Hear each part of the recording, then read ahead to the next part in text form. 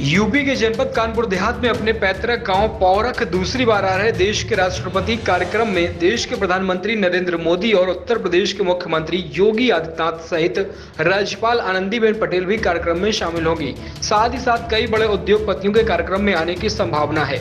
बताते चलें कि जनपद कानपुर देहात के पौरख गांव में राष्ट्रपति रामनाथ कोविंद का पैतृक गांव है और राष्ट्रपति बनने के बाद वह दूसरी बार अपने पैतृक गांव पौरख आ रहे हैं। इस बार क्षेत्र के लोगों में विकास को लेकर उम्मीदें और बढ़ी हैं, लेकिन पौरख में विकास की लहर बड़ी ही तेजी के साथ चल रही है। गांव की सभी सड़कों को डामरीकरण कर पक्का कर दिया गया है। गांव में योगा पार्क, ओपन जिम भी बना दिया गया, जिसमें गांव के लोग सुबह पहुंचकर व्यायाम कर सकें और अपने आप को चुस्त व दुरुस्त रख सकें। साथ ही साथ गांव में अमृत सरोवर का निर्माण तेजी से किया जा रहा है। गांव के बने सभी घरों में पेंटिंग के माध्यम से सरकार की विभिन्न योजनाओं के प्रति जागरूक किया जा रहा। गांव के लोगों ने कहा कि जो मांगे ग्रामीणों ने रखी थी वह लगभग पूरी हो चुकी हैं और जो कुछ बचा है वह इस बार पूरा हो जाएगा।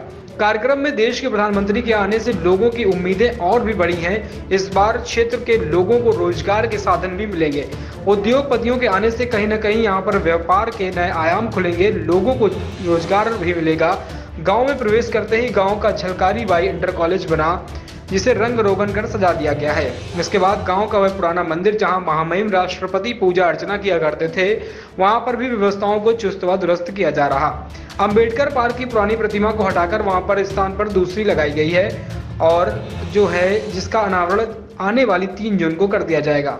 गांव में बच्चों के लिए लाइब्रेरी बनाई गई है, जहां पर गांव के बच्चे बैठकर एक व्यवस्थित ढंग से पढ़ाई कर सकेंगे, जिनके माध्यम से अध्यापक भी नियुक्त किया गया है। लाइब्रेरी में पढ़ रहे बच्चों ने कहा कि पहले वह धूप और टाट चटाई बिछाकर पढ़ते थे, आसपास के निकल रहे लोग उनका मजाक उड़ाते थे, लेकिन जब से लाइब्रेरी खुली है तब से बच्चों को पढ़ाई करने के अनेक साधन मिल गए। सभी वो किताबें मिली हैं जिससे उनका ज्ञान बढ़ाया जा सके। गांव के सामुदायिक स्वास्थ्य केंद्र में लगातार निर्माण चल रहा, जिससे क्षेत्र के लोगई को बेहतर स्वास्थ्य सेवाएं मिल सके। राष्ट्रपति रामनाथ कोविंद को देखने और देश के प्रधानमंत्री नरेंद्र मोदी सहित मुख्यमंत्री को सुनने के लिए कई किलोमीटर दूर के लोग भी गांव में पहुंचने लगे हैं। उधमपुर गांव में आए व्यक्ति ने कहा कि ऐसा पहली बार हुआ है जब विश्व प्रधानमंत्री जिसे विश्व के एक शान और उसकी मिसाल दी है, वहीं भारत देश के प्रधानमंत्री नरेंद्र मोदी उनके पैतृक गांव आने की सूचना पर वो व्यक्ति साइकिल से पौरख गांव के लिए रवाना हुआ।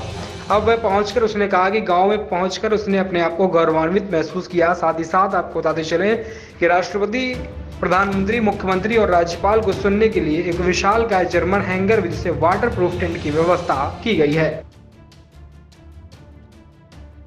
बेटा क्या नाम है, किस गांव में रहते हो? हमारा नाम प्रांशु सिंह है। हम पराव गांव में रहते हैं। बेटा कौन सी जगह है जहाँ पे आप पढ़ाई कर रहे हैं और कैसा महसूस कर रहे हैं? यहाँ पर हम बैठकर पार्क में। क्या ये लाइब्रेरी है? Yes sir. तो जब लाइब्रेरी बनी या आपको पढ़ने की बेहतर व्यवस्था मिली, कैसा लग रहा है, क्या कहेंगे आप?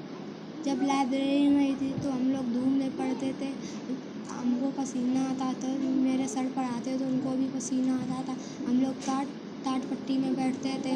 अब लाइब्रेरी बन गई है तो अब हम कुर्सी, मेज, अलमारी, महापुरुषों किताबें, कंप्यूटर हैं और अब कलर, पेंसिल, पेन बहुत सारे हो गए हैं। जिसने बनवाया उसको हम दिल से धन्यवाद देते हैं। अच्छा, देश के राष्ट्रपति आपके गाँव आ रहे हैं, राष्ट्रपति श्री रामनाथ कोविंद जी। कैसा लग रहा है? बहुत अच्छा लग रहा है। किस गांव में ये लाइब्रेरी बनी हुई है और कैसा लग रहा है आपको लाइब्रेरी जब से बनी है? जब ये लाइब्रेरी नहीं थी तो तब हम ज़मीन पे टाट पट्टी बिछाकर बैठा करते थे और जो आने जाने वाले लोग थे हमारा देखकर मजाक बनाते थे। और जब ये लाइब्रेरी शुरू हुई है, यहाँ पे टेबल, कुर्सी, चेयर, अलमारी, ग्लोबल महापुरुषों की तस्वीरें भी आई हैं और जिन्होंने ये लाइब्रेरी बनवाई है उनको हम दिल से हाथ जोड़ के धन्यवाद देते हैं। हमारा राम प्रकाश सिंह। राम प्रकाश जी, राष्ट्रपति के गांव में रहते हैं, आप पड़ोस में रहते हैं। हाँ, पड़ोस। क्या कुछ उनके विषय में बताएंगे? 3 तारीख को आ रहे हैं, अभी कार्य भी उनका जो है जुलाई में हो रहा है।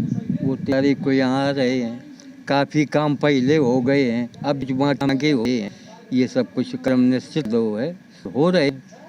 अब 8 दिन से थे, सब काम में हुई रहो, पूरा हो है। कैसा लगता है आपका राष्ट्रपति? अब राष्ट्र हमें बहुत आदर में लगता है कि ये तो महान एक ऐसी स्थिति बन गई कि यहाँ से जाए के, लेकिन ये रहा सौभाग्य कि वो यहाँ से चले गए तो कुछ आपस में पूर्व में वो जान किसी को बिना बताए नहीं, परिवार बता देते तब वो जान लेते हैं। अच्छा, जुलाई में कार्यकाल खत्म हो रहा है, क्या लग रहा है फिर से राष्ट्रपति बनना चाहिए? तो आशा तो हम रहे हैं कि जाए तो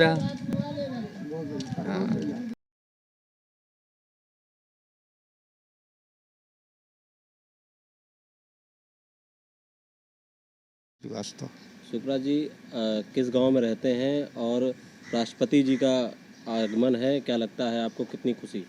बहुत ही खुशी है, खुशी की बात ही है। कितना परिचय है राष्ट्रपति जी से आपका? निरस्त परिचय है। कैसे, क्या आपका परिवार कैसे आपका हमारे गांव के रहने में यही है, पास ही में, पड़ोस में रहते हैं आप? जी।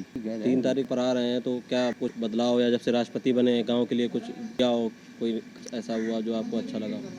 आज की स्थिति में सभी काम अच्छे, उन्हीं की वजह से ही बदलाव भी हुआ है।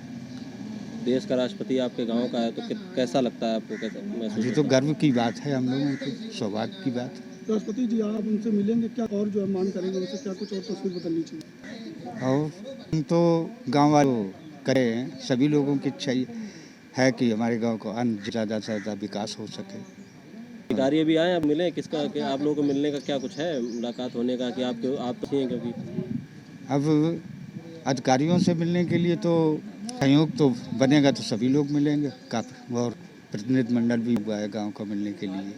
तो आप यहाँ पे जैसे पड़ोस में आप रहते हैं तो क्या आते थे पहले, या बातचीत होती थी कभी आप लोगों की, या हुई है जब से राष्ट्रपति बने तब से? नहीं, राष्ट्रपति बने तब से तो हम लोगों से बातचीत नहीं हुई है।